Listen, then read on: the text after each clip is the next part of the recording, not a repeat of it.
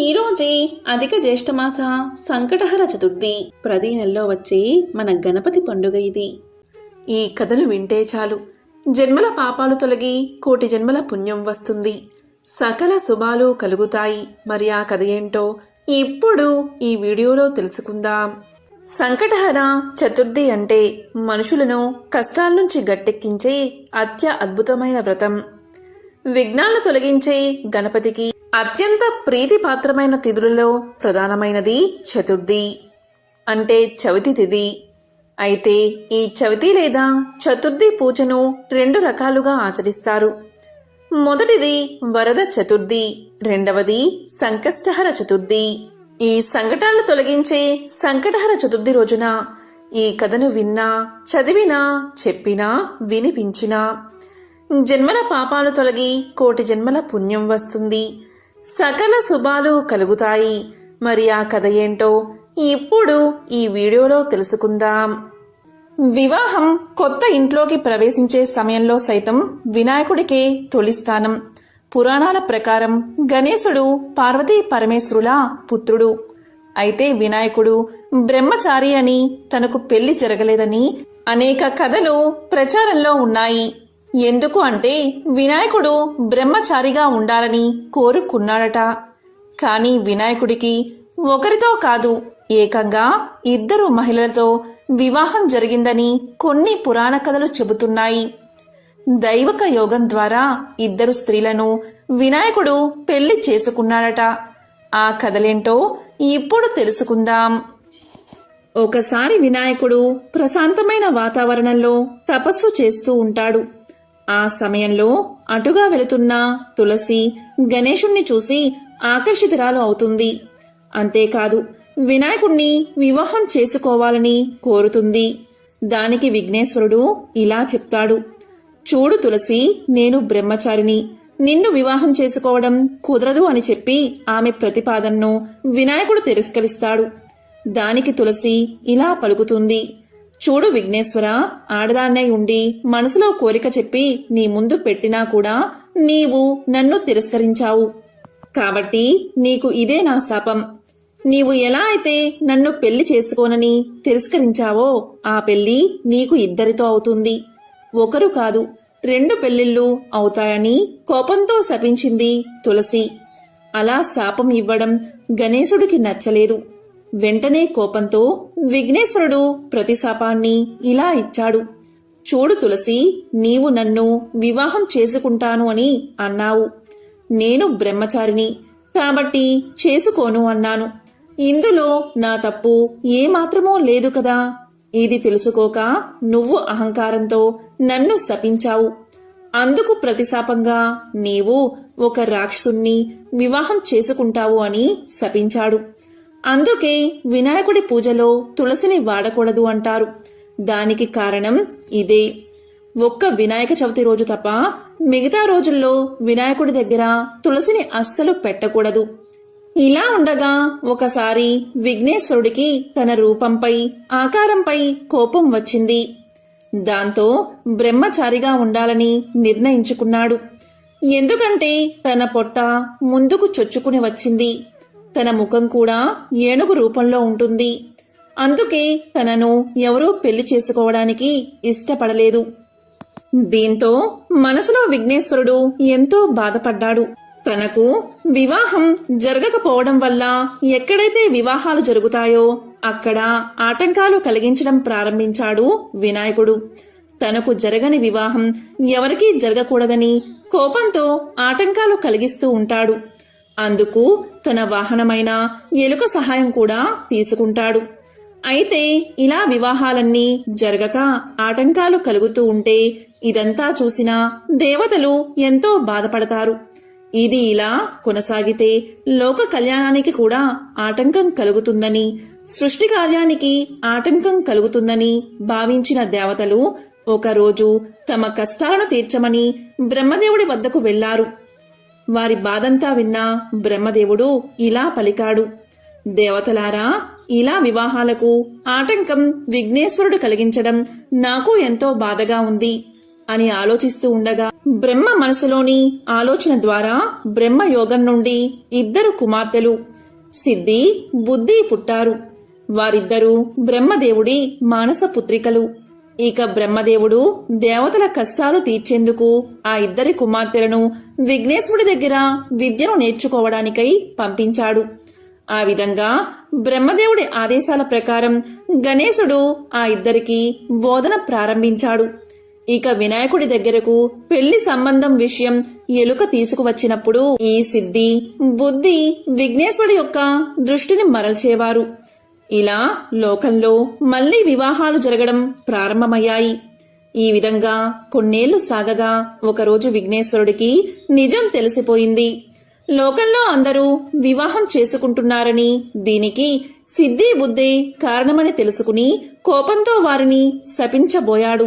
ఆ సమయంలో అక్కడ బ్రహ్మదేవుడు ప్రత్యక్షమై ఇలా అంటాడు, చూడు విఘ్నేశ్వర, ఈ సిద్ధి బుద్ధులకు నువ్వంటే ఎంతో ఇష్టం కాబట్టి వారిద్దరినీ నువ్వు వివాహం చేసుకో అని ప్రతిపాదించాడు. దానికి విఘ్నేశ్వరుడు ఒప్పుకుంటాడు. ఆ తరువాత సిద్ధి బుద్ధులతో విఘ్నేశ్వరుడి వివాహం అంగరంగ వైభవంగా జరిగింది. ఆ తర్వాత వారికి ఇద్దరు కుమారులు జన్మించారని, వారి పేర్లు శుభం లాభం అని పురాణాలు తెలియచేస్తున్నాయి. ఎంతో విశేషమైన ఈ కథను వింటే చాలు సకల శుభాలు కలుగుతాయి. విఘ్నేశ్వరుడి వివాహానికి సంబంధించిన మరొక చిత్రమైన కథను ఇప్పుడు విందాం. మీరు ఎన్నడైనా వినాయకుడి పెళ్లి గురించి విన్నారా? వినాయకుడి తమ్ముడు సుబ్రహ్మణ్యం చాలా అందంగా ఉంటాడు. అన్న కంటే ముందు తమ్ముడి పెళ్లే కుదిరింది. అంగరంగ వైభోగంగా జరిగింది పెళ్లి. ఎక్కడెక్కడో దేవతలో సుబ్రహ్మణ్యుడి పెళ్లికి విచ్చేశారు. దాన్ని చూసిన తర్వాత వినాయకుడికి అనిపించింది, తనకు పెళ్ళైతే బావుంటుంది కదా అని. పెళ్లి హడావుడి తగ్గే వరకు ఆగి తరువాత అమ్మ పార్వతి ఖాళీగా కూర్చున్నప్పుడు ఆమె దగ్గరకు వెళ్లి నిలబడ్డాడు వినాయకుడు. ఇలా పలికాడు, అమ్మా, తమ్ముడి పెళ్లి చేశావు కదా, మరి నా పెళ్లి ఎప్పుడు చేస్తావు అని అడిగేశాడు. దీనికి పార్వతీదేవి దిగాలుగా తన ముద్దుల పెద్ద కొడుకు వైపు చూసింది. లోలోపలే బాధపడింది. చిన్నవాడు సుబ్రహ్మణ్యుడేమో ఎంతో అందంగా ఉంటాడాయే, దాంతో వాళ్లు పిలిచి పిల్లను ఇచ్చారు. మరి నువ్వేమో ఏనుగు తలతో పొడవాటి తొండంతో ఉంటివాయే. పోనీలే అంటే మేం ఎంత చెప్పినా వినక అందరూ పెట్టిన కుడుములు, ఉండ్రాళ్ళు, వడపప్పు తిని అందరూ పోసిన పానకం తాగి తాగి బొజ్జ పెంచావాయే. నీకు పిల్లనిస్తామని ఇప్పుడు ఎవరు ముందుకు రావట్లేదు కదా నాన్నా అని మనసులోనే బాధపడింది.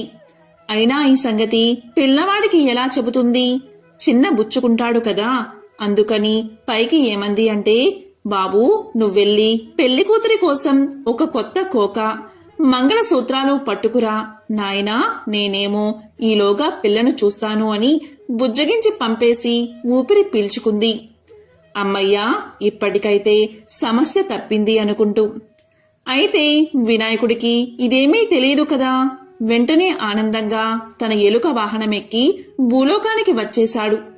వచ్చి అలసిపోయి ఒక చెట్టు కిందున్న అరుగు మీద కూర్చున్నాడు. ఆ అరుగు చుట్టూతా ఏవేవో గింజలు పడి ఉన్నాయట. ఆ సమయంలో అక్కడి గింజలు ఏరుకు తినేందుకు అక్కడికి ఒక కోడిపుంజు వచ్చింది. వినాయకుడు దాన్ని చూసి, ఓ కోడిపుంజు, ఒకసారి ఇలారా అని పిలవగానే నన్ను పేరు పెట్టి పిలుస్తున్నారు ఎవరా అని దగ్గరకొచ్చింది కోడిపుంజు. చూడగా అక్కడ అరుగు మీద వినాయకుడు కూర్చుని ఉన్నాడు. దాంతో కోడిపుంజు సంతోషంతో ఉబ్బి తబ్బిబ్బైపోతూ గబాల దగ్గరకు వచ్చి రెక్కలు మడిచి నమస్కరిస్తూ, చెప్పండి స్వామి, కులాసానా, నన్ను పిలిచారెందుకు అని అడిగింది. అప్పుడు వినాయకుడు ఇలా అన్నాడు, ఓహో కోడిపుంజు, నీ రెక్కలు ఎంత అందంగా ఉన్నాయి, నీ జుట్టు కిరీటంలాగా ఎంత బావుంది, నువ్వు చెప్పిన పనల్లా చాలా చక్కగా చేస్తావని, సమయపాలన అంటే ఏమిటో నీ నుండే నేర్చుకోవాలని అందరూ చెబుతుంటారు. మరి నువ్వు నాకు ఒక పని చేసి పెడతావా? చకచకా వెళ్ళి నాకో కొత్త కోక తెచ్చిపెట్టు, మా అమ్మ నాకు పెళ్లి చేస్తుందట అన్నాడు. దానికి కోడిపుంజు, అంత పెద్ద స్వామి తన్ను పొగిడాడే అని సంతోషించింది. దానిది ఏముంది స్వామి, ఒక్క నిమిషంలో పెద్ద బజారుకెళ్ళి వినాయకుడి పెళ్లికి కొత్త కోక కావాలి అని అడిగి తెచ్చేస్తా స్వామి, ఇక్కడున్నట్లే వచ్చేస్తాను అని వేగంగా వెళ్లిపోయింది కోడి. అంతలో అక్కడ మొలిచి ఉన్న పచ్చగడ్డిని తినేందుకు గొర్రెపోతు ఒకటి అడ్డుగా వచ్చింది. దాన్ని చూసి వినాయకుడు భలే మురిసిపోయాడు. ఈరోజు అన్నీ మంచి శకునాలే, నేను తిరగకుండానే అన్ని పనులు ఎలా అయిపోతున్నాయో చూడు అని సంతోషపడ్డాడు. ఓ గొర్రెపోతూ, నాకో పనిచేసి పెట్టరాదు? త్వరలో నా పెళ్లి జరగనున్నది. దానికోసం నువ్వు కంసాలి దగ్గరికెళ్ళి మంగళసూత్రాలు చేయించుకురా, వెంటనే వెళ్ళు అని చెప్పాడు. దానికి గొర్రెపోతూ, ఓహో అలానా స్వామి, అయితే మాకు పప్పన్నం దొరుకుతుందన్నమాట. ఇదిగో ఇప్పుడే వెళ్లి తెస్తాను. అందెంతలోకి మీరడిగారని చెప్పి ఇప్పుడే కంసాలి దగ్గరికి వెళ్లి పట్టుకు వచ్చేస్తాను చూడండి అంటూ వెళ్ళింది. వినాయకుడు అక్కడే ఓ కునుకు తీశాడు. ఆయన లేచి చూసేసరికి సాయంకాలమైంది. పోయిన వాళ్ళు ఇద్దరూ ఇంకా తిరిగి రాలేదు. ఇక దాంతో వినాయకుడే మెల్లిగా ఎలుక వాహనం ఎక్కి బయలుదేరాడు. ఇద్దర్నీ వెతుక్కుంటూ కొంత దూరం వెళ్లేసరికి కోడిపుంజు కనిపించింది. ఏమే కోడిపుంజు, నా కొత్త కోక ఎక్కడా అని అడిగాడు దాన్ని. అప్పుడు కోడిపుంజు ఇలా పలికింది, స్వామి, మీకోసం కొత్త కోక తీసుకువస్తున్నానా? అంతలో అక్కడ నాకు ఒక జొన్నకంకి కనిపించింది. దాన్ని చూడగానే విపరీతంగా ఆకలి వేసింది. ఒక్క కంకి తినేసి వద్దామని మీ కొత్త కోకను పక్కన పెట్టి కంకి తినేసి వచ్చాను. అలా చేసేసరికి అక్కడ కోకలేదు. దాంతో ఇక మధ్యాహ్నం నుంచి దాన్నే వెతుకుతూ తిరుగుతూ ఉన్నానయ్యా అని చెప్పింది. దాంతో వినాయకుడు ఇలా అన్నాడు, చూడు కోడిపుంజు, నువ్వు కొత్త కోక తీసుకువస్తేనే నా పెళ్లి. అందుకని త్వరగా వెళ్లి వెతుకురా, లేకపోతే ఎలుక చేత నిన్ను కొరికించేస్తా, జాగ్రత్త అని బెదిరించాడు. దాంతో కోడిపుంజు కొత్త కోకో అని అరుచుకుంటూ ఆ కొత్త కోక కోసం ఈనాటికి వెతుకుతూనే ఉంది. పాపం ఆ అరుపేనట మనకు కొక్కరొక్కో అని వినబడేది. కోడిపుంజు కోక తేకపోయేసరికి ఇక సరేలే అని వినాయకుడు గొర్రెను వెతుకుతూ ఆ బజారు ఈ బజారు తిరిగాడట. అనుకున్నట్లుగానే గొర్రెపోతు ఎదురయ్యింది. స్వామి కోపంగా, ఏ గొర్రెపోతూ, నా తాలిబొట్టెక్కడా అనగానే అది వణికిపోతూ, స్వామి తమరు అడిగారని చెప్పగానే కంసాలి కనకయ్య తాలిబొట్టు చేసి ఇచ్చేశాడు. ఆ తర్వాత వస్తూ ఉంటే నాకు ఆకలి వేసింది. ఆ సజ్జ చేలో గడ్డి తింటూ ఒక్క క్షణం ఏమారాను. అంతలోనా ఎవరో ఆ తాలిబొట్టు కాజేశారయ్యా అని భయపడుతూ చెప్పింది గొర్రెపోతు. వినాయకుడికి మహా కోపం వచ్చేసింది. నువ్వు త్వరగా వెతికి తెచ్చివు, నా పెళ్లి జరగాలి అంటే ఆ తాళి కావాల్సిందే అనేశాడు కోపంగా. అలాగే స్వామి అని గొర్రెపోతూ పాపం ఆనాటి నుండి ఈనాటి వరకు వంచిన తల ఎత్తకుండా ఆ తాలిబొట్టు కోసం వెతుకుతూనే ఉంది. అయినా ఏం చేస్తాం, ఈ రోజు వరకు కూడా అటు తాలిబొట్టు కాని ఇటు కొత్త కోక గాని రానేలేదు. దాంతో మరి వినాయకుడి పెళ్లి జరగనేలేదు. పైపెచ్చు వినాయకుడి పెళ్లికి 1000 విఘ్నాలు అన్న సామెత కూడా పుట్టింది. ఒకానొకప్పుడు లక్ష్మీదేవి మానస సరోవరంలో జలకాలాడుతూ ఉండగా పార్వతీదేవి విష్ణు రూపాన్ని ధరించి లక్ష్మిని సమీపించింది. నవమోహనంగా కనిపించిన నారాయణుడి వేషంలో ఉన్న పార్వతికి కూడా లక్ష్మీ సౌందర్యం మనోహరంగా కనిపించింది. ఇద్దరూ ఒకరిపై ఒకరు ఆప్యాయంగా చూసుకున్నారు. ఆ చూపుల కలయికతో సరోవరంలో ఒక స్వర్ణ కమలం లేచింది. అందులో దగదగా మెరిసిపోతున్న ఒక పసిపాప ఉంది. ఇక లక్ష్మీదేవి నారాయణుడి దగ్గరకు చేరి కౌగలించుకుంది. దీంతో పార్వతి పగలబడి నవ్వుతూ, నేను నారాయణుణ్ణి కాను లక్ష్మి అని నిజరూపంలో కనిపించింది. ఇక లక్ష్మీదేవి ఇలా పలికింది, అన్నకు తగ్గ చెల్లెలివే, నారాయణి అని అనిపించుకున్నావులే అంది. ఇక పార్వతీదేవి ఇలా అంటుంది, అప్పుడు విష్ణువు మోహిని రూపంలో శివుణ్ణి మాయొచ్చిన దానికి ఇది చల్లు అంది. స్వర్ణ కమలంలోనే ఉన్న పసిదాన్ని చూసి ఇద్దరూ ఎంతో మురిసిపోయారు. అపారమైన ప్రేమ పుట్టి చేతుల్లోకి తీసుకున్నారు. అప్పుడు విఘ్నేశ్వరుడు ప్రత్యక్షమై ఇలా పలికాడు, తల్లులారా, మీ ఇద్దరి అంశలతో అవతరించిన ఈ బిడ్డ పార్వతీ పరంగా జయ, లక్ష్మీ పరంగా శ్రీ కలిసి జయశ్రీగా పెరుగుతుంది. ఈమెకు వరుడు కూడా శివకేశవుల అంశలతో అవతరించి ఉన్నాడు అని చెప్పి పసిదానితో ఉన్న స్వర్ణ కమలాన్ని కావేరీ నదిలో ఉంచిరమ్మని వాయుదేవుణ్ణి పంపాడు. ఇక వాయుదేవుడు అలాగే జయశ్రీని కావేరీ నదికి చేర్చాడు.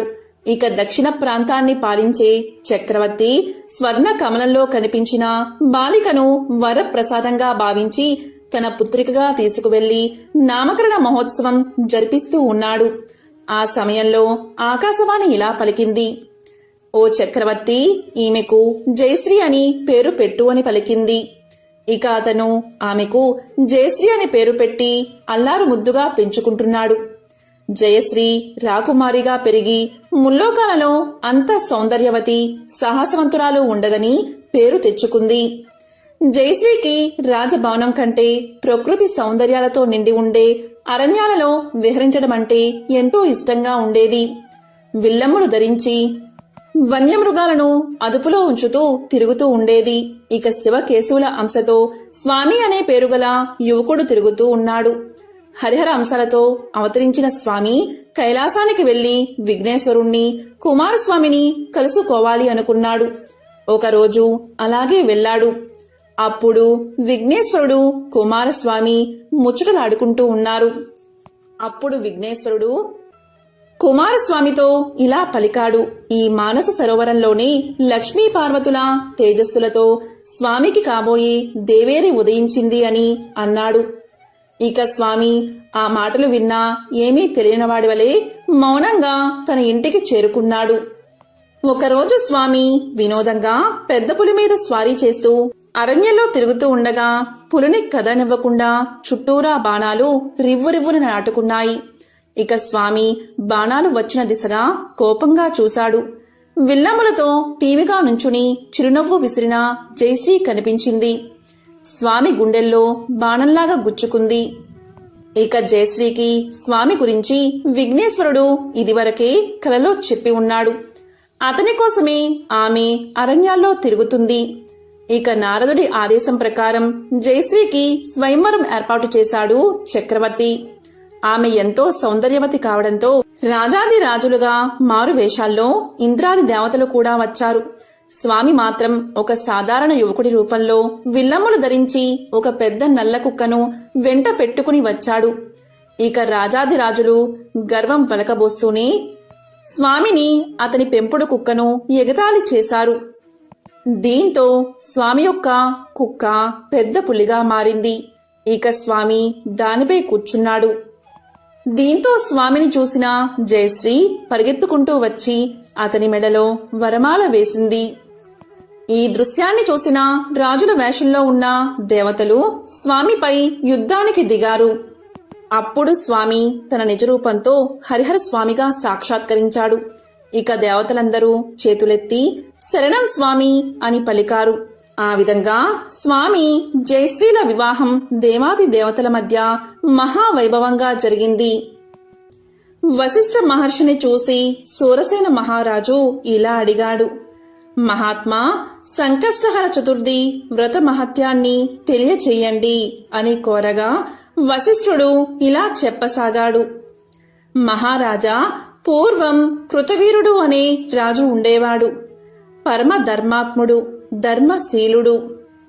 బ్రాహ్మణుల పట్ల, దేవతల పట్ల భక్తి ప్రపత్తులు కలిగి ఉండేవాడు. ఎంతో పుణ్యాత్ముడై ఉండి కూడా అతనికి ఎంతకాలానికి సంతాన భాగ్యం కలగలేదు. అప్పుడు అతడు తన రాజ్యాన్ని మంత్రులకు అప్పగించి అడవులకు వెళ్లి కేవలం గాలిని మాత్రమే సేవిస్తూ సంతానం కోసం కఠోరమైన తపస్సు చేయసాగాడు. ఎంత ఘోర తపస్సు చేసినా పరమేశ్వరుడు అతన్ని అనుగ్రహించలేదు. దీనికి కారణం అతడు పూర్వజన్మలో పాపాలు ఎక్కువగా చెయ్యడమే. ఇంతకీ పూర్వజన్మలో కృతవీరుడు ఎవరు అంటే ఒక కడజాతివాడు, పరమ దుర్మార్గుడు. ఎంత దుర్మార్గుడు అంటే అతని ముఖం ఎవరైనా చూస్తే సమస్త పుణ్యాలు హరించుకుపోతాయి. అతను ఒక సందర్భంలో ధనం కోసం 12 మంది బ్రాహ్మణులను దారుణంగా హత్య చేశాడు. ఆ బ్రహ్మ హత్యా దోషమే పాతకమే అతడిని తరువాత జన్మలో అంటే కృతవీర్యుడుగా పుట్టిన తర్వాత కూడా వేధిస్తుంది. కఠినాత్ముడిగా జన్మించిన ఆ జన్మలోనే అతనికి తెలియకుండానే సంకష్టహర చతుర్థి రోజు చంద్రోదయ సమయంలో గణపతిని స్మరించడం వల్ల అదే జన్మలో సంకష్టహర చతుర్థి రోజు చంద్రోదయ సమయంలో మరణించడం వల్ల తరువాత జన్మలో అతను కృతవీర్యుడు అనే రాజుగా జన్మించాడు. అనుకోకుండా అతనికి తెలియకుండానే ఆ జన్మలో అతను గణపతిని ఏ విధంగా జపించాడు అంటే అది సంకష్టహర చతుర్థి రోజు. ఆ కఠినాత్ముడికి ఎక్కడా దొరకని ఆహార పదార్థాలు ఆ రోజు అతనికి లభించాయి. అతని కుమారుడి పేరు గణపతి. ఆ తినే పదార్థాలను తన కుమారుడితో కలిసి భోంచెయ్యాలని ఆ పుణ్య దినం రోజు చంద్రోదయ కాలంలో గణపతి తొందరగా రాబాబు అంటూ కొడుకును అనేకసార్లు పిలిచాడు ఆ దుర్మార్గుడు. సంకష్టహర చతుర్థి గణపతికి ఎంతో ప్రీతిపాత్రమైన రోజు. ఆ రోజు ఏ ఉద్దేశంతో అయినా సరే ఎవరైనా గాని గణపతిని ఒక్కసారి స్మరిస్తే చాలు, అతను ఎంత కఠినాత్ముడైనా సరే అతనికి విశేష పుణ్యం లభిస్తుంది. ఆ విధంగా తెలియక గణపతి నామాన్ని స్మరించగానే అతనికి కూడా అనంతమైన పుణ్యం లభించింది. ఆ తరువాత మళ్లీ కొంతకాలానికి అదే సంకష్టహర చతుర్థి రోజు చంద్రోదయ సమయాన అతనికి మరణం సంభవించింది. అతనికి పుణ్యలోకం ప్రాప్తించింది. మహాగణపతి యొక్క లోకాన్ని పొందాడు. ఆ పుణ్య విశేషం వల్ల మరు జన్మలో కృతవీర్యుడు అనే రాజుగా జన్మించాడు. అయితే పూర్వజన్మలో 12 మంది బ్రాహ్మణులను అకారణంగా చంపిన బ్రహ్మహత్యా పాపం వల్ల అతనికి ఈ జన్మలో ఎంతటి కఠోరమైన తపస్సు చేసినా కూడా సంతాన భాగ్యం కలగలేదు. అయితే కృతవీర్యుడు కనుక 1 సంవత్సరం పాటు నియమపూర్వకంగా గణపతి వ్రతాన్ని ఆచరిస్తే తప్పకుండా సంతాన భాగ్యం కలుగుతుంది అని బ్రహ్మదేవుడు కృతవీర్యుడి తండ్రికి తెలియచేశాడు. ఎంతో విశేషమైన సంకష్టహర చతుర్థి రోజున గణపతిని ఎవరైతే చంద్రోదయ సమయంలో పూజిస్తారో వారి సమస్త సంకష్టాలు తొలగిపోతాయి. బిడ్డలు లేని వారికి సంతానం కలుగుతుంది. వారి యొక్క సమస్త మనోభీష్టాలు నెరవేరతాయి. కళ్ళు లేని వారికి కళ్ళు, మూగవాళ్లకు నోరు, కాలు లేని వారికి కాళ్ళు తిరిగి వస్తాయి. రాజ్యం పోయిన వారికి తిరిగి రాజ్యం వస్తుంది.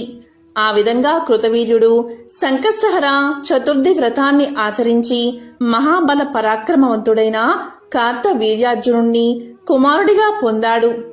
అంతేకాదు కార్తవీర్యార్జునుడు కూడా సంకష్టహర చతుర్థి వ్రతాన్ని ఆచరించి సహస్ర బాహువులను పొందాడు. అలాగే మేరు పర్వతమంతా దేహాన్ని కూడా పొందాడు. ఈ భూమండలానికి అత్యంత బల సంపన్నుడిగా ఎదిగాడు అని వశిష్ఠుడు సూరసేన మహారాజుకు తెలియచేశాడు. కాబట్టి ఎంతో పవిత్రమైన ఈ కథను ఈ రోజు విన్నా, చెప్పినా, చదివినా అన్ని ఆటంకాలు తొలగి మీరు చేసే ప్రతి పనిలో విజయం కలుగుతుంది. అష్టైశ్వర్యాలు, భోగ భాగ్యాలు కలుగుతాయి. ఈరోజు ఈ పవిత్ర కథను విన్నా, చెప్పినా, చదివినా ఆటంకాలు, దరిద్రం తొలగి జీవితంలో అన్ని జయాలే కలుగుతాయి. మరి ఆ కథ ఏంటో తప్పకుండా వినవలసిన ఆ విశిష్టమైన కథ ఏంటో ఇప్పుడు విందాం. ఒకసారి బ్రహ్మ సత్యలోకంలో కమలాసనం మీద కూర్చుని పగలంతా సృష్టి చేసి అలసిపోయి కల్పాంతం సమీపించడంతో నిద్రమత్తు ఆవరించి ఆ నిద్రమత్తులో ఆయన ఆవరించినప్పుడల్లా పర్వత శిఖరాగ్రాలు చిట్లిపోయి అగ్నులను వెదజల్లసాగాయి. నిద్ర పట్టే సమయాన కళ్ళు చెమ్మగిల్లి ఆకాశంలో గుంపులుగా కూడిన ప్రళయం మేఘాల మెరుపులతో భయంకరంగా గర్జిస్తూ ఏనుగు తొండంలాంటి వర్షాన్ని వర్షించి లోకాన్ని జలమయం చెయ్యసాగాయి. బ్రహ్మ కనురెప్పలను బరువుగా వాల్చడం ప్రారంభించేసరికి అన్ని దిక్కుల్లో కూడా గాఢాంధకారం అలుముకుంది. ఇలాంటి ప్రళయ పరిస్థితుల్లో బ్రహ్మ నిద్రించాడు. ఆయనకు ప్రళయం అనేది రాత్రి కాలం, తిరిగి నూతన కల్పారంభం కానున్న సమయం ఆసన్నమైంది. సరికొత్త జగత్తు మీద వెలుగు ప్రసరించబోతున్న తరుణంలో సరస్వతీదేవి వీణను సవరించి భూపాల స్వరాలను నెమ్మదిగా పలికిస్తూ ఉండగా బ్రహ్మకు మెలకువ వచ్చింది. ఆయన పద్మాసనం వేసి కూర్చుని 4 ముఖాలతో 4 దిక్కులా కలియ చూడసాగాడు. కింద ఉన్న జగత్తు అంతా నీటిమయమై మహాపర్వతాల్లాంటి కెరటాలతో కల్లోలంగా ఉంది. ఆ తరంగాల మధ్య తెల్లని మిరుమిట్లు గొలిపే ఒక కాంతి రేఖ కనిపించింది. ఆ కాంతిలో తరంగాలపై తేలుతూ ఒక పెద్ద మర్యాకు, దానిమీద చందమామ లాంటి పసివాడు పడుకుని కుడికాలి బొటనవేలును చప్పరిస్తూ కనిపించాడు. అప్పుడు బ్రహ్మ చేతులు జోడించి కన్నులు మూసి ధ్యానించి తెరిచేటంతలో ఒక వింత దృశ్యం కనిపించింది. పసివాడు విరాట్ స్వరూపమైన పరబ్రహ్మే అని బ్రహ్మకు తెలియవచ్చింది. ఆ పిల్లవాడు ఏనుగు తలను కలిగి ఉండి బొటన వేలును నోట్లో పెట్టుకుని చప్పరిస్తూ చాలా ప్రసన్నంగా ఉన్నాడు. చంద్రకాంతితో ప్రకాశిస్తూ ఉన్నాడు. 4 చేతులు కలిగి ఉన్నాడు. బ్రహ్మ ఆశ్చర్యంగా చూస్తున్న మరు నిమిషంలో ఆకుతో సహా ఆ పిల్లవాడు అదృశ్యమైపోయాడు. బ్రహ్మకు ఆ ప్రదేశంలో ఎత్తుగా లేచిన పెద్ద మట్టి దిబ్బ ఒకటి కనిపించింది. క్రమక్రమంగా నీటి నుండి విశాలమైన భూభాగాలు, సముద్ర భూభాగాలు ఏర్పడ్డాయి. ఇక బ్రహ్మ సృష్టికి పూనుకున్నాడు. మొదట పర్వతాలు, నదులు ఏర్పడాలని సంకల్పించి కమండలంలోంచి నీరు తీసి జగత్తు మీద చల్లి, అటు తర్వాత వృక్షాలను, ఖనిజాలను సంకల్పించాడు. తరువాత కదలాడే జీవరాశిని, మొదట సముద్రంలో చేపలను, తరువాత భూమి మీద జంతుజాలాన్ని, క్రిమికీటకాలను, పక్షుల్ని సృజించాడు. తరువాత మనుషులను సంకల్పించి కమండలలోని ఉదకాన్ని చెల్లాడు బ్రహ్మ. సృష్టిని చేస్తూ ఉన్నంతసేపు సరస్వతీదేవి వీణను వాయిస్తూనే ఉంది. ఎందువల్లో అనుకోని విధంగా వీణ అపశృతి పలికింది. సరస్వతీదేవి నివ్వెరపడుతూ కిందకు చూసి మరింత నివ్వెరపోయింది. బ్రహ్మ అర్ధాంగి యొక్క నివ్వెరపాటుకు అర్థం కాక కమలాసనం నుండి వంగి కిందకు చూశాడు. పర్వతాలు బోర్లా పడుతూ ఉన్నాయి. శిఖరాలు భూమిలోకి పాదుకుని వెడల్పుగా ఉన్నాయి. పర్వతాలు సూర్యరశ్మి పడకుండా గొడుగులాగా ఎగురుతూ ఉన్నాయి. నదులు సాగరం నుండి ఎత్తు ప్రదేశాలకు చేరబోతున్నాయి. వృక్షాలు తలకిందులుగా వేళ్లు ఆకాశానికి తగులుతున్నాయి. సముద్ర తలం మీద జలచరాలు తేలుతూ కుప్పి గంతులు వేస్తున్నాయి. కొన్ని నిటారుగా పయనిస్తున్నాయి. కొన్ని జలచరాలు గాలిలో ఎగురుతున్నాయి. జంతువులు వికృతంగా పుట్టాయి. తలలు లేకుండా కొన్ని, కాళ్ళు లేకుండా కొన్ని, ఒక కాలివి కొన్ని, 3 కాళ్ళవి కొన్ని, చెవులు ఉండి కొన్ని, నోరు లేనివి కొన్ని, తోకలకు తలలు ఉన్నవి కొన్ని, తలలకు తోకలు ఉన్నవి కొన్ని, ఇలా వికృతంగా కనిపించాయి. పక్షులకు రెక్కలు లేవు. ఈ వక్రాలంటినీ గమనించి బ్రహ్మ ఎంతగానో కలవరపడుతూ తన మనుష్య సృష్టి ఎలా ఉందో అని ఆతృతంగా ఒకసారి భూమి వైపు చూశాడు. మనుషుల్లో కొందరికి 2 తలలు ఉన్నాయి. అందులో ఒకటిది స్త్రీది, రెండవది పురుషుడిది. పురుషుడు జానెడు బెత్తడు ఉన్నాడు. స్త్రీలు పెద్ద ఏనుగుల్లాగా తాటి చెట్టంతా ఉన్నారు. వీపులకు తలను అంటించుకున్న వాళ్ళు, 4-3 కాళ్లవాళ్లు, పెద్ద నోరు ఉన్న కదంబలు ఆక్రందనలు చేస్తూ కనిపించారు. జంతువులు తలపైకెత్తి మూగగా చూస్తున్నాయి. బ్రహ్మను నిందిస్తున్నట్లుగా ఒక జానెడు మగవాడు తాటి చెట్టంతా వికృతకారిణి అయిన స్త్రీని చూపిస్తూ, ఓ బ్రహ్మదేవుడా, ఇలాంటి స్త్రీతో నేను ఎలా సంసారం సాగించేది అంటూ ఆకాశానికి తలపెట్టి పెద్దగా అరుస్తున్నాడు. మమ్మల్ని ఎందుకు పుట్టించావు అంటూ వికృతాకార మనుషులు చేస్తున్న ఆక్రందనలు లోకాలన్నిటినీ చుట్టుముట్టాయి. ఇదంతా చూసిన బ్రహ్మ 4 తలలు తిరిగిపోయాయి. 8 కళ్ళు తెల్లబోయాయి. బ్రహ్మ అయోమయంగా సరస్వతి వంక చూశాడు. అతని 4 తెల్ల ముఖాలను చూసి సరస్వతి సరసంగా చిరునవ్వుతో సరిపెట్టుకుని ఊరుకుంది. ఇక బ్రహ్మదేవుడు ఇలా అనుకున్నాడు, ఎందుకిలా జరిగింది? సక్రమమైన సృష్టి జరగాలనే కదా నేను సృష్టికి పూనుకున్నాను. ఇలా ఎందుకు జరిగింది అని తనలో తాను అనుకుంటూ ఉండగా ఒక అద్భుతమైన మూర్తి సాక్షాత్కరించింది. ఆ మూర్తికి ఏనుగు తల ఉంది. 4 చేతుల్లో పాసం, అంకుశం, పరశువు ధరించి ఉన్నాడు. కలసము ఉంది. పూర్ణచంద్రుడి వలె ప్రకాశిస్తూ ఉన్నాడు. తెల్లని అతని ఉత్తరీయం ఆకాశమంతా రెపరెపలాడుతూ ఎగురుతుంది. అప్పుడు సరస్వతీదేవి ఓంకారనాదం చేసింది. అమ్మవారి వేర్లు వాటంతట అవే వీణపై నాదానామ క్రియ రాగాన్ని పలికిస్తూ మాలామాయ గౌరవ రాగానికి మారుతూ హంసధ్వని రాగాన్ని పలికిస్తున్నాయి. గజానుడై సాక్షాత్కరించిన ఆ దివ్యమూర్తి వటపత్రంపై నుంచుని బ్రహ్మను అభయముద్రతో ఆశీర్వదించాడు. అతని చుట్టూరా శరత్కాల పూర్ణిమ నాటి వెన్నెల వంటి వెలుగు ఆవరించి ఉంది. అప్పుడు బ్రహ్మ అప్రయత్నంగా చేతులు జోడించి నమస్కారం చేస్తూ, మహానుభావా, నీవెవరో తెలుసుకోలేని అజ్ఞానిని, నన్ను అనుగ్రహించు అని పలికాడు. అప్పుడు వినాయకుడు అంటే గజాననుడు, నాయనా బ్రహ్మదేవ, సంకల్పం వెనుకనే వికల్పం వెంటాడుతూనే ఉంటుంది. అదే విఘ్నం. విఘ్నాన్ని అరికట్టి సంకల్పాన్ని నెరవేర్చే నేనే విఘ్నేశ్వరుణ్ణి. విఘ్నాలకు నాయకత్వం వహించి వికల్పాన్ని నా గొడ్డలితో ఛేదించి ప్రతి కార్యాన్ని జయప్రదం చేసే విఘ్న వినాయకుణ్ణి నేను.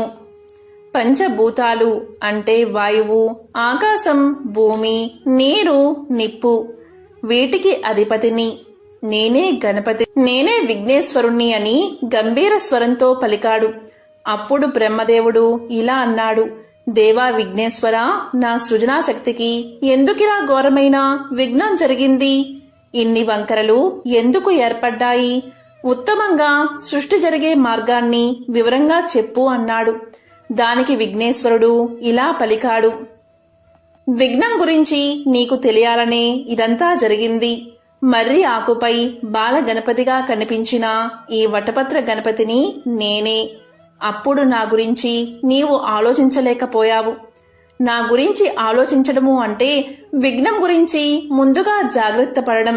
బుద్ధిగల ప్రతి జీవి కార్యరంగానికి దిగే ముందు విఘ్నం రాకుండా జయప్రదం కావడానికి తగిన జాగ్రత్తలు తీసుకోవాలి. జ్ఞానాన్ని కలిగి ఉండాలి. ఏనుగు అడుగు వేసే ముందు నేల గట్టితనాన్ని తెలుసుకుని అడుగు వేస్తుంది. ప్రాణుల్లో ఏనుగు బుద్ధి బలం దానిలాగే చాలా పెద్దది. ఏనుగంతా విశేష మేధస్సును కలిగి ఉండాలని సూచనగా నేను గజానుడిగా ఉన్నాను. నీవు నిద్రిస్తున్న సమయంలో రాక్షసుడైన సోమకాసురుడు నీ 4 వేదాల్ని అపహరించి సముద్రం అడుగున దాచాడు. ఇప్పుడు శ్రీ మహావిష్ణువు మత్స్యావతారాన్ని దాల్చి అతన్ని సంహరించి నీ వేదాన్ని భద్రంగా తెచ్చి వటపత్ర సాయి ఉన్న నా దగ్గర ఉంచాడు. ఇవిగో అవి, వీటిని తిరిగి గ్రహించి సృష్టిని ప్రారంభించు అని చెప్పి విఘ్నేశ్వరుడు బ్రహ్మకు వేదాలను ఇచ్చాడు. బ్రహ్మ వాటిని అందుకుని పరమానందంతో విఘ్నేశ్వరుణ్ణి స్తుతిస్తూ, విఘ్నేశ్వర, నేను సృష్టిని సంకల్పించే ముందు నిన్ను ధ్యానించి మనసారా నిన్ను పూజించి మరీ కార్యరంగానికి ఉపక్రమించే వరాన్ని అనుగ్రహించు. అవకతవకలుగా తయారైన సృష్టిని ఉపసంహరించుకునేలా చెయ్యి అని కోరాడు. ఇక విఘ్నేశ్వరుడి ప్రభావం వల్ల అంతవరకు జరిగిన సృష్టి అంతా క్షణంలో మటుమాయమైంది. అప్పుడు విఘ్నేశ్వరుడు మళ్లీ బ్రహ్మతో ఇలా పలికాడు, ఓ బ్రహ్మదేవుడా, వక్రతను తుండతుండాలుగా ముక్కలు చేసేవాడిని కనుక నేను వక్రతుండుణ్ణి అనే పేరును సార్థకంగా కలిగి ఉంటాను. అందుకే నా తొండాన్ని వక్రంగా ఉంచుతాను. వక్రతుండుగా నన్ను స్మరించి ధ్యానించి ఏ పని మొదలుపెట్టినా అది పరిపూర్ణమవుతుంది. నీవు కోరినట్లే నన్ను ధ్యానిస్తే సకల శుభాలు కలుగుతాయి. జగత్తులో అందరికీ అందుబాటుగా తొలి పూజలు అందుకునే విఘ్నేశ్వరుడిగా, విఘ్నాల నుండి కాపాడుతూ సంకల్ప సిద్ధిని కలిగించే సిద్ధి వినాయకుడిగా, సకల గణాలకు అధిపతిగా గణపతిగా, శివపార్వతులకు కొడుకుగా అవతరిస్తాను అని తెలియచేశాడు వినాయకుడు. అప్పుడు సృష్టి మరింత అందంగా కనబడసాగింది. నదులు అమృత జలాలతో నిండిపోయాయి. సుందర వనాలు, రంగురంగుల బొమ్మల్లాంటి జంతుజాలం, శారీరకంగా మానసికంగా ఉన్నతులు బలవంతులు అయిన మనుషులతో జగత్తు బ్రహ్మ చేసిన కళానిలయంగా వెలిసింది. అప్పుడు వాగ్దేవి అయిన సరస్వతి తన వాణిని సంగీతంలా ప్రాణికోటికి స్వరపరిచింది. జీవకోటి సులక్షణంగా పెరిగింది. ఎంతో విశేషమైన ఈ కథను విన్నా, చెప్పినా, చదివినా జన్మల పాపాలు తొలగి కోటి జన్మల పుణ్యం వస్తుంది. ఒకానొకప్పుడు ఇంద్రుడు తన విమానంలో వినాయకుని గొప్ప భక్తుడు అయిన భృగుండి అనే ఋషి దగ్గర నుంచి ఇంద్రలోకానికి తిరిగి వెళ్తూ ఉన్నాడు. మార్గమధ్యలో గర్సేన్ అనే రాజు రాజ్యం దాటే సమయంలో అనేక పాపాలు చేసిన ఒకానొక వ్యక్తి ఆకాశంలో పయనించే ఆ విమానంపై దృష్టి సారించాడు. అతని దృష్టి సోకగానే ఆ విమానం చటుక్కున భూమిపై అర్ధాంతరంగా ఆగిపోయింది. ఆ ఇంద్ర విమానం అద్భుతమైన వెలుగుకి ఆశ్చర్యపోయిన ఆ దేశపు రాజు సురసేనుడు గబగబా బయటకు వచ్చి ఆ అద్భుతాన్ని చూసి ఆశ్చర్యపడుతూ చూస్తూ ఉన్నాడు.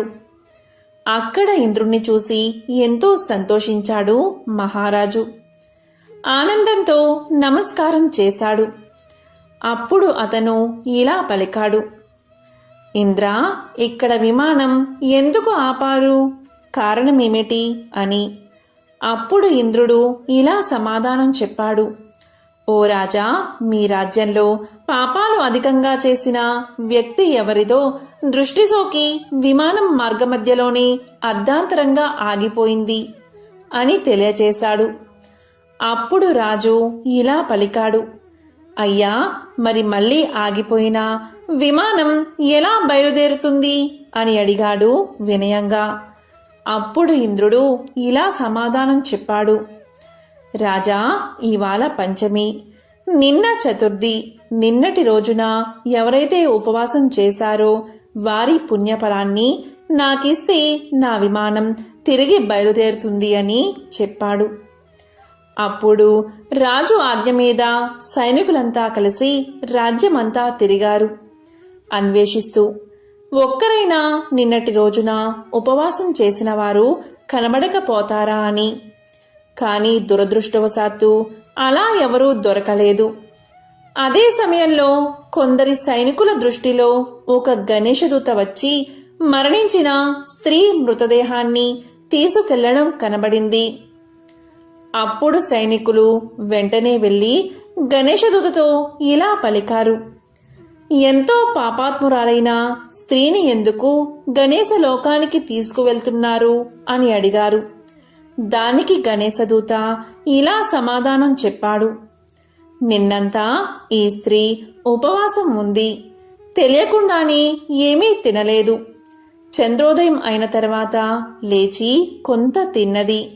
రాత్రంతా పడుకుని చంద్రోదయ సమయంలో నిద్రలేచి కొంత తినడం వల్ల ఈమెకి తెలియకుండానే సంకష్ట చతుర్థి వ్రతాన్ని ఆచరించింది.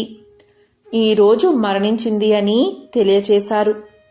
అంతేకాదు, ఇలా కూడా చెప్పారు, ఎవరైనా తమ జీవిత కాలంలో ఒక్కసారైనా ఈ వ్రతం చేస్తే వారు గణేశ లోకానికి కానీ స్వనంద లోకానికి కానీ చేరుకోవడం మరణానంతరం తథ్యమని తెలియచేశారు.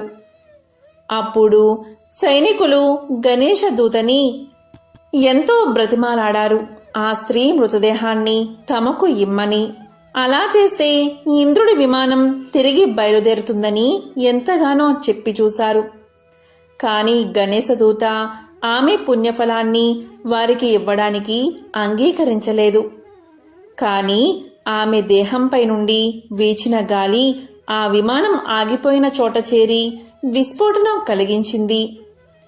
మృతదేహం పుణ్యఫలం పొందింది కావడం వల్ల ఆ దేహాన్ని తాకిన గాలి సైతం పుణ్యాన్ని పొందింది. దానివల్ల ఇంద్రుడి విమానం బయలుదేరింది. ఈ కథ సంకష్టహర చవితి యొక్క ప్రాముఖ్యతను, ఆధ్యాత్మిక విలువలతో పాటు సంకష్ట చవితి ఉపవాసం మొదలైన విషయాలు తెలియజేస్తుంది.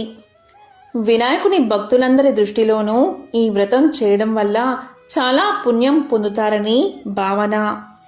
ఈ వ్రత మహత్యం వల్ల ఈ వ్రతం ఆచరించిన వారు ఎవరైనా సరే గణేశ లోకానికి లేదా స్వనంద లోకానికి వెళతారని, అక్కడ భగవంతుడి ఆశీస్సుల వల్ల ఎంతో ఆనందాన్ని అనుభవిస్తారని పురాణ వచనం.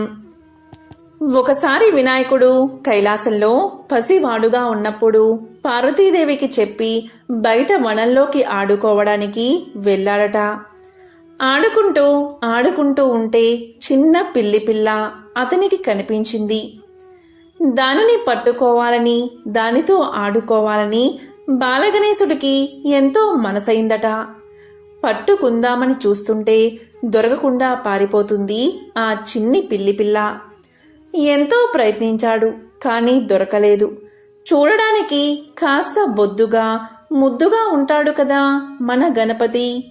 అటు పెరిగెత్తి ఇటు పరిగెత్తి కాస్త ఆయాసం వచ్చేసింది. పసివాడు అవ్వడంతో కోపం కూడా వచ్చేసింది. ఉడుకుమోత్తనం వచ్చింది. మొత్తానికి కష్టపడి ఆ పిల్లను పట్టుకుని కోపంతో దాని మొహం మీద గీరాడు. రక్తపు చారికలు వచ్చేశాయి. మ్యావ్ అంటూ బాధపడుతూ చేతిలో నుంచి జారి వెళ్ళిపోయింది ఆ పిల్ల. సంతోషంగా వెనుక్కు తిరిగి వచ్చాడు గణేశుడు. పార్వతీదేవి అటువైపుకు తిరిగి కూర్చుని ఉంది. అప్పుడు గణేశుడు, అమ్మా ఆకలి వేస్తోంది అంటే, ఇక్కడ పెట్టాను నానా, వెళ్ళి తిను. ఉండ్రాళ్ళు అంది అమ్మవారు. కాని గణేశుడి వైపుకు చూడలేదు అమ్మ. ఎటువైపుకు వెళితే అటువైపు కనిపించకుండా మొహం తిప్పుకుంటుంది ఆ తల్లి. దీంతో గణేశుడికి బాధ వేసింది. అమ్మా ఏం చేశాను నేను, ఎందుకిలా తల తిప్పుకుంటున్నావు అని అడిగాడు. అలా అడిగితే ఏమీ లేదు నాన్నా, నువ్వు వెళ్ళు అంది ఆ తల్లి. అలా కాదు, నిజం చెప్పు, ఏమైంది అంటూ బలవంతంగా పార్వతీదేవి ఎదురుగా వెళ్ళి నిల్చున్నాడు చిన్ని గజాననుడు. తల్లి బుగ్గల మీద రక్తపు చారికలు కనిపించాయి. వెంటనే ఆవేశం వచ్చింది ఆ పార్వతీ తనయుడికి. ఎవరమ్మా ఇలా చేసింది? నిన్ను గాయపరిచేంత దుర్మార్గులు ఎవరు? చెప్పు, వెంటనే వెళ్ళి వాళ్ళను కొట్టి వస్తాను అన్నాడు. వేరే వాళ్ళైతే నువ్వు కొట్టి వస్తావు, చేసింది నువ్వే కదా అన్నది ఆ తల్లి. అదేంటమ్మా, నేను నిన్ను గాయపరచడం ఏమిటి అని ఆశ్చర్యపోయాడు బాల గణేశుడు. అప్పుడు పార్వతీదేవి నవ్వి, పిచ్చి తండ్రి, నీ ఎదురుగా కనిపిస్తున్నా నేనే నీకు అమ్మను అనుకుంటున్నావా? నేను ప్రపంచంలో చీమ మొదలు ప్రతిదానికి తల్లిని కదా. నువ్వు ఇందాక ఏం చేసి వచ్చావు, ఒక్కసారి గుర్తు తెచ్చుకో అని అడిగింది ఆ సర్వమంగళాదేవి. వెంటనే అర్థమైంది బాల గణేశుడికి. వెంటనే కన్నీళ్లతో గబగబా పరిగెడుతూ వనంలోకి వెళ్ళిపోయాడు. వనం మొత్తం తిరుగుతూ పిల్ల కోసం వెతికాడు. ఒక చెట్టు పొదల్లో మూలన కూర్చుని బాధగా అరుస్తుంది ఆ చిన్ని పిల్ల. ముఖం మీద గణేశుడు చేసిన గాయం తాలూకు రక్తపు చారికలు. వెంటనే దాన్ని దగ్గరకు తీసుకుని గాయాలకు మందు పూసి దానికి తినడానికి పెట్టి అప్పుడు వదిలిపెట్టి ఇంటికి వచ్చాడు గణేశుడు. ఇంటికి వచ్చేసరికి మొహం మీద గాయాలన్నీ మానిపోయి చల్లగా నవ్వుతూ ఎదురు వచ్చింది అతని తల్లి పార్వతీదేవి. చూడగానే తలవంచుకున్నాడు గణేశుడు. ఎక్కిళ్ళు పడుతూ, అమ్మా పొరపాటు చేశాను, మన్నించు అంటుంటే అప్పుడు ఆ తల్లి ఏమని చెప్పిందో విని ప్రతి ఒక్కరూ కూడా విని తెలుసుకుని ఆచరించాల్సింది. నాన్న, ప్రతి ఒక్క జీవిలో కూడా భగవంతుడు ఉంటాడు. నీవు నీ తల్లిని చూడగలిగితే ఎవరినీ బాధించలేవు. ఇది ప్రతి ఒక్కరూ జీవితంలో ఆచరించవలసింది. అనవసరంగా ఎవరినీ నొప్పించడం, శారీరకంగా మానసికంగా హింసించకూడదు. హింసించి పూజ చేశాను, వ్రతం చేశాను అంటే ఫలితం ఉండదు. అందరితో మంచిగా ఉంటూ ఉంటే అనుకోకుండానే తెలియకుండానే మనకు మంచి జరుగుతుంది అని ఆ తల్లి బాల గణేశుడికి చెప్పింది అని మన పెద్దవాళ్ళు చెబుతూ ఉంటారు. నలుగురితో మంచిగా ఉండడం, వీలైనంత సాయం చేస్తూ కలిసిపోవడం అనేవి మంచి లక్షణాలుగా ఆ పార్వతీ తనయుడికి తల్లి పసివయసులో బోధించింది. ఎంతో పవిత్రమైన విశిష్టమైన ఈ సంకష్టహర చతుర్థి రోజు ఈ కథలను వింటే చాలు, ఆ వినాయకుడి అనుగ్రహం తప్పకుండా మీకు కలుగుతుంది. ఓం గం గణపతయే నమః.